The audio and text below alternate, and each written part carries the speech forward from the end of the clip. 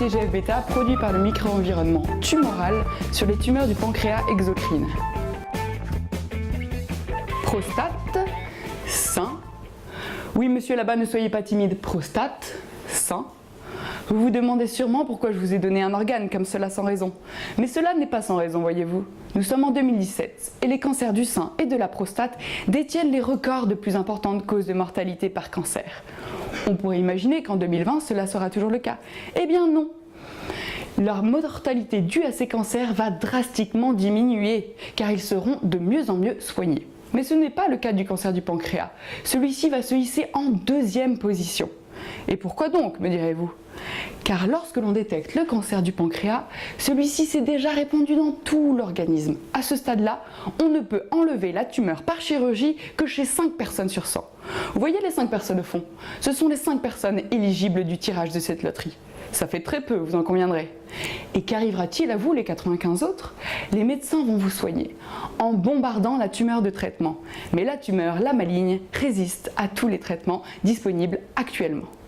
Il nous faut donc agir, et agir vite. Premièrement, nous devons trouver un moyen de détecter la tumeur du pancréas avant qu'elle ne se soit répandue dans tout l'organisme. Deuxièmement, nous devons trouver des traitements plus efficaces qui outrepassent les défenses de la tumeur.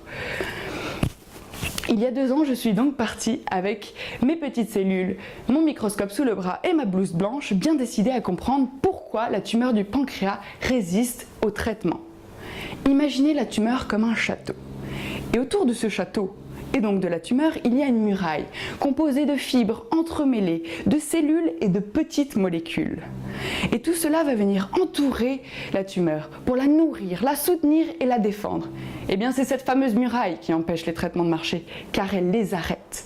Et dans cette muraille, on trouve plein de petits soldats. Ce sont des petites molécules appelées TGF-bêta. Et ce TGF-bêta aide la tumeur à grossir.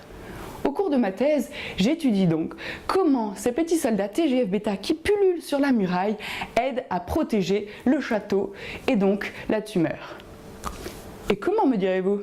Il est difficile d'aller étudier cela directement chez le patient. On utilise donc un modèle de souris qui reproduit ce que l'on observe chez l'homme, c'est-à-dire le château tumeur entouré de sa muraille et les soldats TGF-bêta.